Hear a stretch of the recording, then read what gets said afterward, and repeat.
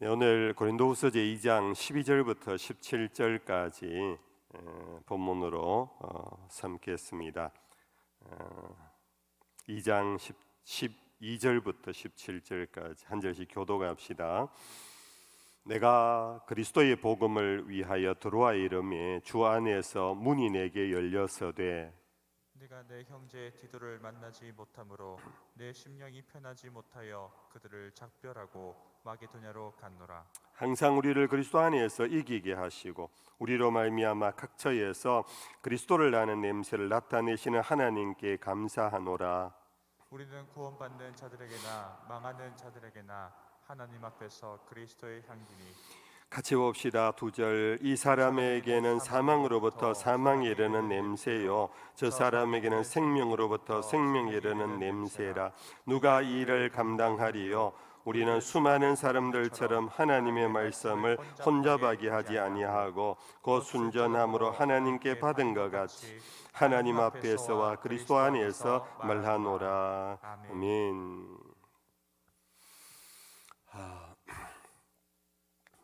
이 고린도후서는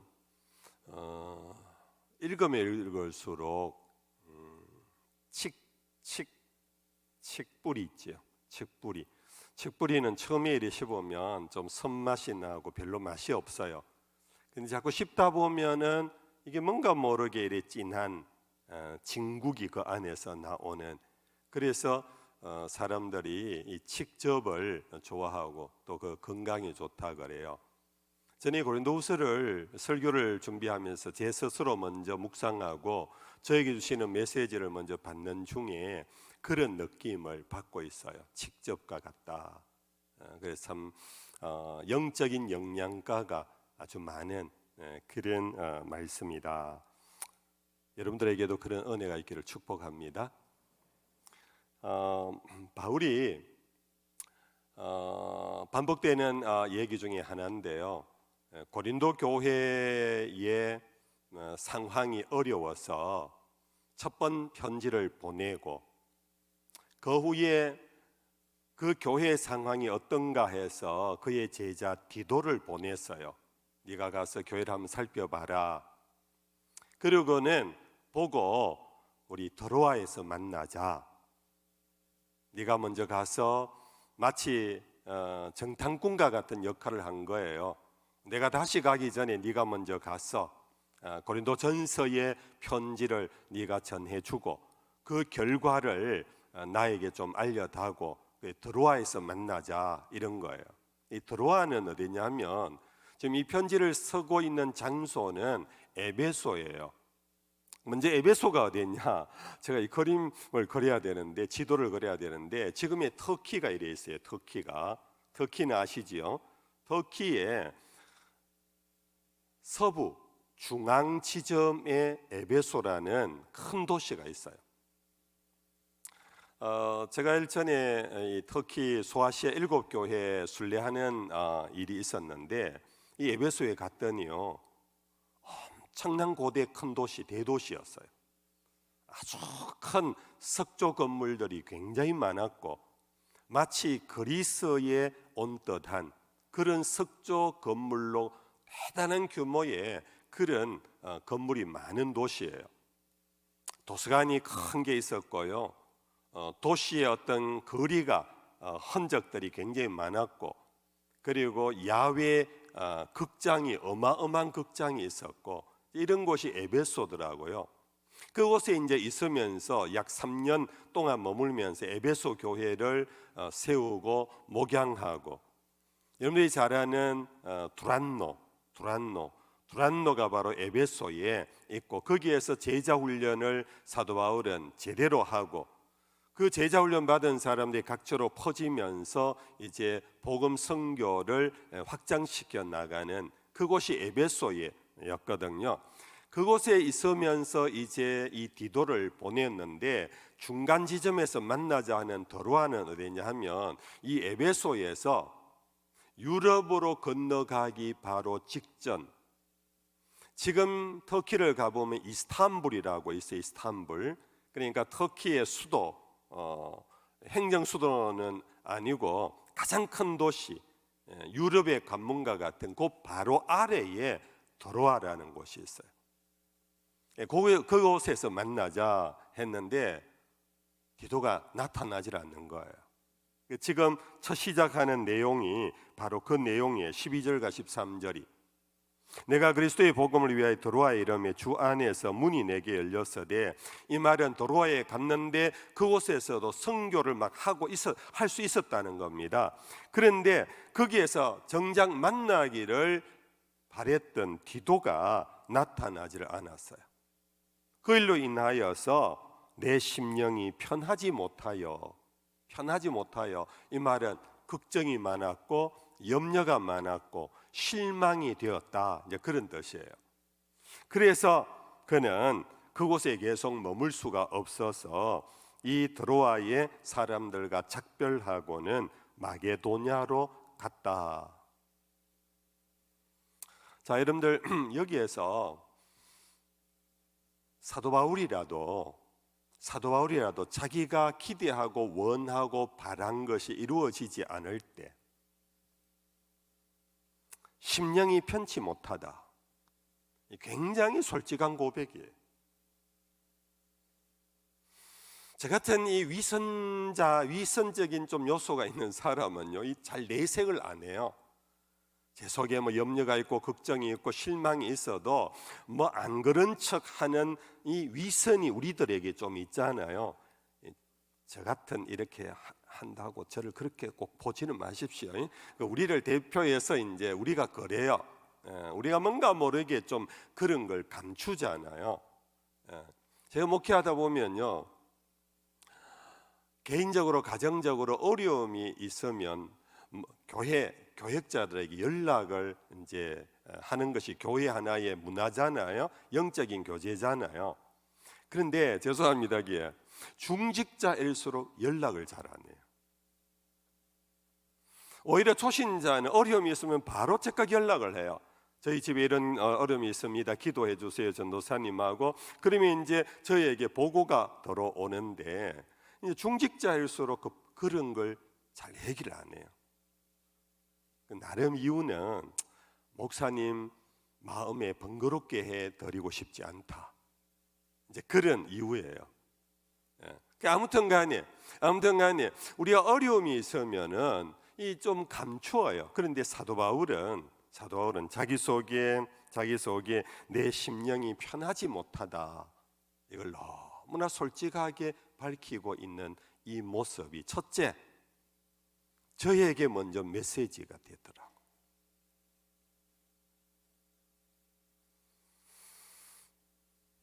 우리는 성령이 교통하는 교회가 되기 위해서 성령 안에서 교통하는 자의 가장 특징은 뭐냐? 정직함. 감춤이 없는 거예요. 그럴 때 교회는 거룩해져요. 그럴 때 교회는 신령해져요. 그럴 때 교회는 사랑이 넘쳐요. 그럴 때 교회는 흔히 말하는 은혜스러운 교회가 돼요. 근데 저 속에 도대체 뭐가 있는지, 감춤이 많은 관계는 개인적인 1대1의 관계도 그렇잖아요. 어렵잖아요. 서로 간에 어려운 관계가 돼요. 그런 관계가 되면 교회는 굉장히 이제 종교 집단화, 위선자의 모임, 그러면 결국은 하나님의 성령의 역사가 일어나기가 어려워요. 이 시간에 스스로 여러분들 자신에게 겸손하고 정직하고 솔직하자, 스스로 여러분들 다짐하세요. 다짐하시고, 그렇다고 해서 여러분들 막 감정을 막 드러내라는 얘기는 아니에요. 드러내라는 얘기는 아니고, 이것이 성령이 자기에게 주시는 굉장히 소중한 어떤 의미에서 감동일 수가 있다. 그럴 때 우리는 숨기지 말자. 편지를 쓰면서 위선적으로 쓰지 아니하고 내가 드로아에서 디도를 기다렸는데 디도를 만나지 못했다, 오지 않았다라는 것은 이 고린도 교회에 무슨 일이 있었을까? 막 불안도 하고 걱정도 되고 염려도 됐다. 그래서 내가 거기에 계속 있지를 못하고 내가 마게도니아 다른 지역으로 내가 가게 됐다. 두 번째,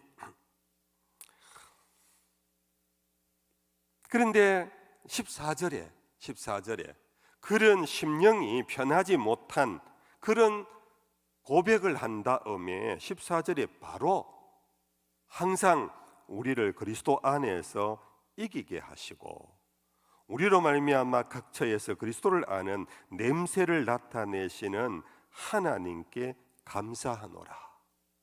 감사의 또 찬송이 나오고 있어요.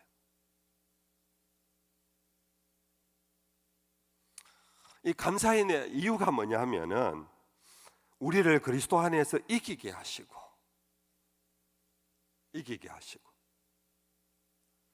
우리로 말미암아 각처에서 그리스도를 아는 냄새를 나타내시는 하나님, 그 하나님께 감사한대요. 이것은 이제 조금은 이래서 이제 설교자가 좀 필요하고요.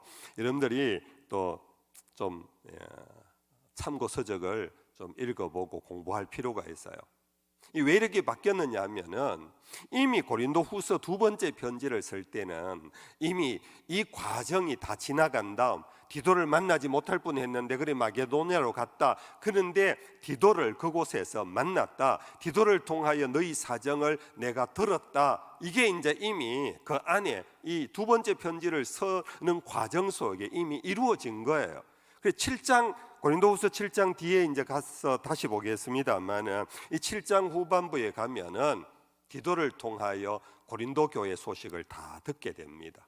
듣게 되는데 그 내용은 그들이 회개를 하고 그들에게 놀라운 변화가 일어나고 그들이 다시 성령 안에서 하나가 되어 잘 진행되고 있다. 이 소식을 전해 들은 거예요. 그래서 자기가 심령이 편하지 못했는데 내가 그 소식을 전해 듣고 그리스도 안에서 이기게 하신 하나님께 감사한다. 두 번째 오늘 메시지는요, 우리가 심령이 불편하고 염려와 걱정, 불안이 우리들에게 끝이 아니라는 사실이에요. 우리는 항상 그 순간에 끝이라고 생각해요. 그러나 사도 바울은 나중에 디도를 뒤늦게 만나고 자기가 기대했던 바대로 고린도 교회의 놀라운 변화 소식을 전해 들은 것을 가지고 바로 감사를 하고 있어요.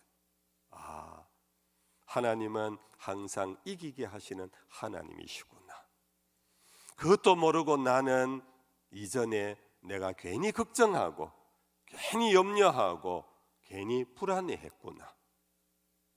여러분들 오늘 우리의 경우에도 그런 경우가 있어요. 그렇죠? 지금은 막 이 염려와 걱정이 많아요. 그래서 불편해요. 사람도 만나기 싫어요. 내가 다른 데로 갔어요. 막 그런 일들이 있잖아요. 그런데 여러분들 하나님은 우리를 결코 버리지도 않고 떠나지도 아니하시고 우리 속에 성령의 역사가 계속 진행되게 하시며 주님의 몸된 교회를 하나님 당신이 통치하고 계시고 결국은 하나님의 승리, 교회 안에 하나님이 승리하신다. 사람에 의해서 교회가 인도되는 것이 아니라 결국은 하나님이 고린도 교회를 이끌고 계셨구나. 할렐루야.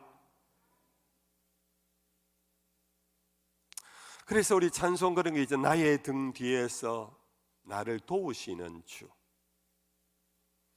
내가 앞만 보고 있을 때는 앞이 멀기도 하고 광야 같아도 어떻게 저 곳까지 가지 그러는데 주님은 도대체 어디서 뭘 하시나 그러는데 나도 모르는 사이 나의 등 뒤에서 나를 밀어주고 계시고 이미 당신의 승리가 이미 진행되고 있다라는 사실.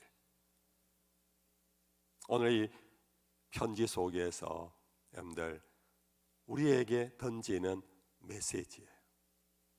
그러므로 여러분들 아무리 어렵고 힘들더라도 끝은 절대 아니다. 끝은 절대 아니다. 하나님이 계시며 지금도 내가 알지 못하는 일을 하나님은 벌리고 계시고 진행하고 계시고 결국은 하나님의 뜻이 이루어지도록 이끌고 계신다. 믿으시기를 축복합니다. 그래서 사도 바울은 그 사실을 가지고 그리스도 안에서 항상 우리를 이기게 하시고 우리로 말미암아 각처에서 그리스도를 아는 냄새를 나타내시는 하나님께 감사한다. 여러분들 이 그리스도의 냄새 16절에 15절에 가면 그리스도의 향기 이런 얘기 많이 들어보셨지요. 도대체 이게 갑자기 왜 이 문맥 속에 이런 내용이 나왔느냐? 이건 이제 두 가지 역사적 문화적 배경을 조금 이해할 필요가 있어요. 당시 로마 시대 때는 전쟁을 치고 로마 군대가 승리하고 돌아오잖아요. 승리하고 돌아오면은 로마나 큰 도성에 개선문을 세운대요. 개선문을 세우고는 거기에 그 시민들을 도열시키고, 그리고는 개선 장군이 개선문을 통과해서 이제 들어오는데 대대적인 환영식을 해요. 그 대대적인 환영식을 할 때에 바로 이제 나팔을 불면서 동시에 이루어지는 것이 뭐냐 하면은 향불을 피우는 거예요. 향불을 피워서 그 개선 장군과 그 성전의 부대의 영광을 드러내고 맞이하는 그 당시 로마 시대 때의 한 전쟁의 문화였어요. 바로 여기에서 항상 우리를 그리스도 예수 안에서 이기게 하시고 우리로 말미암아 각처에서 그리스도를 아는 냄새를 나타내시는 하나님께, 이 이김과 동시에 이 냄새라는 건 승리의 향불을 의미해요. 우리가 승리의 그 향불에서 나는 그 향이 우리로 말미암아 나타내도록 하시는 하나님께 감사한다.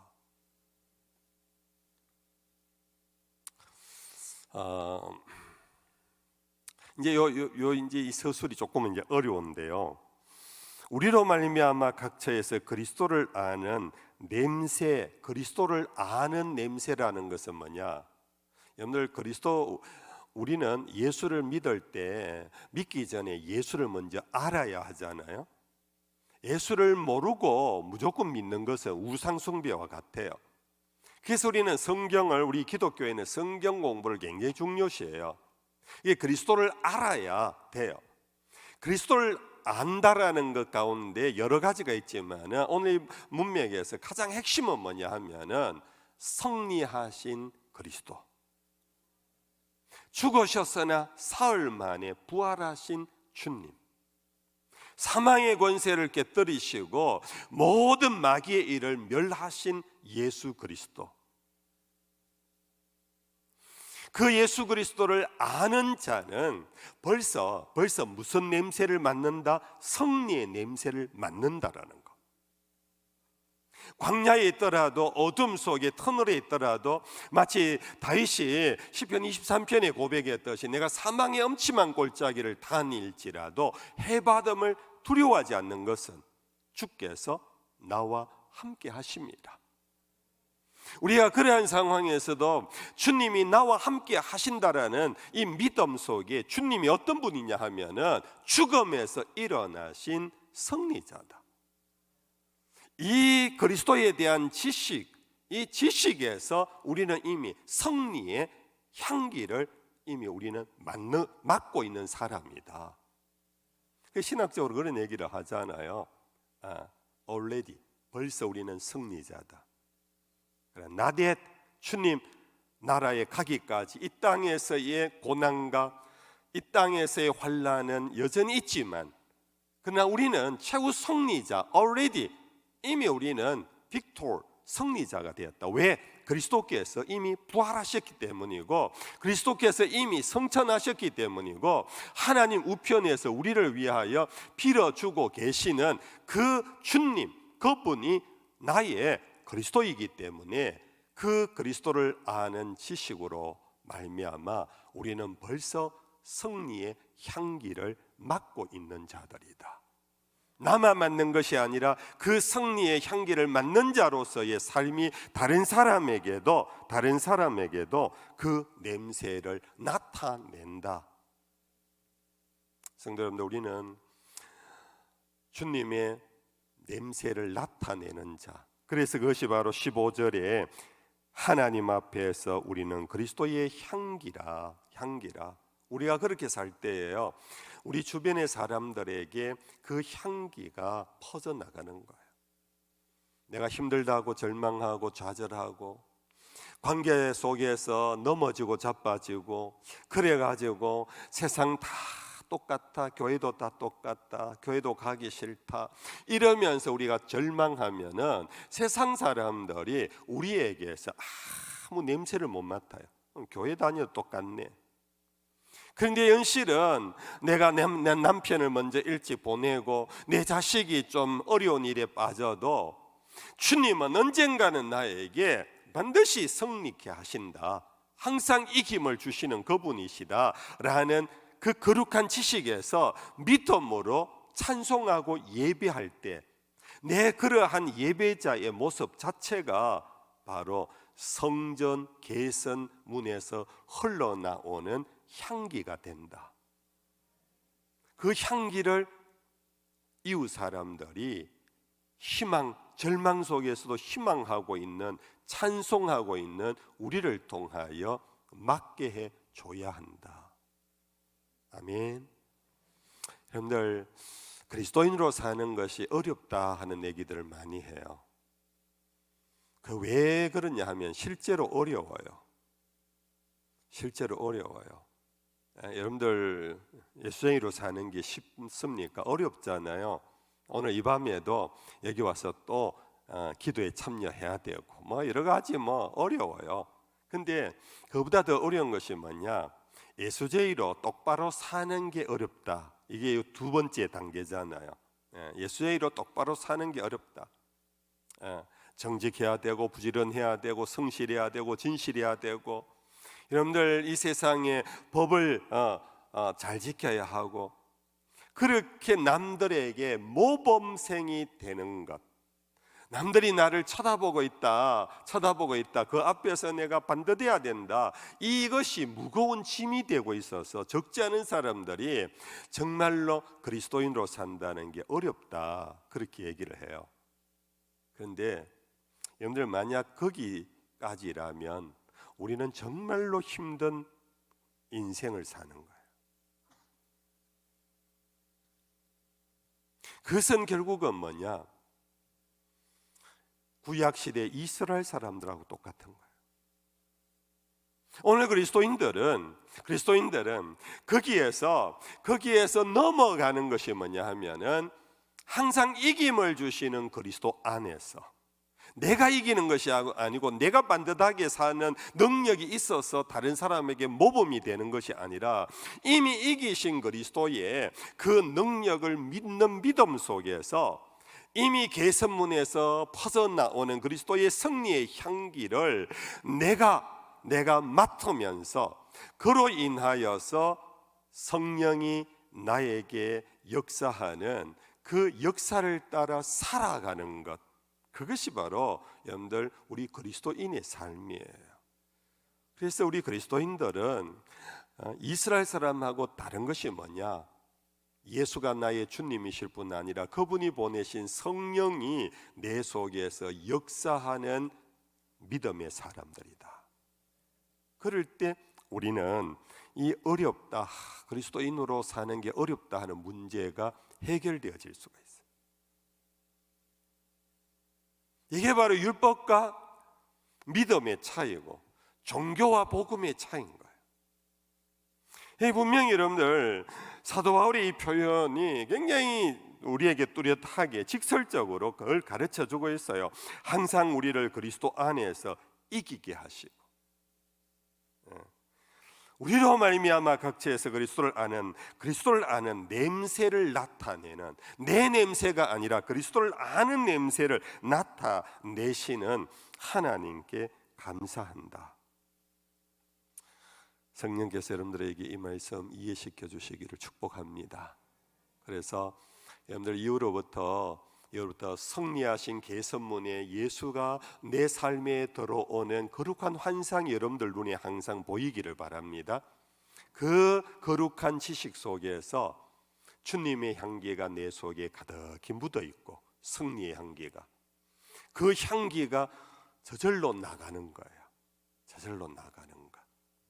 하나 더, 이 향기는요, 구약의 제사에서 나오는 의미가 있어요. 여러분들 구약의 제사법에 하나님이 모세를 통하여 이스라엘 백성들에게 가르쳐 주신 제사법이 있잖아요. 이게 뭡니까? 태우는 거예요. 태우는 거. 그걸 일컬어 번제라 그래요. 양을 잡아 태우고, 소를 잡아 태우고, 염소를 잡아 태우는 이 번제를 통하여서 하나님이 우리의 죄를 용서해 주세요. 근데 성경에 보면은 그 번제를 하나님이 기뻐하신다. 그런데 그 무엇을 기뻐하느냐 하면은 그 제물이 타는 냄새를 향기롭다라고 표현하고, 그 향기를 하나님이 기뻐하신다. 주석가들은 바로 여기에서 나오는 바로 이 향기가 바로 그리스도를 아는 냄새, 그리고 그리스도의 향기라 하는 이 말 속에 예수님께서 십자가에 당신이 번제물이 되셨잖아요.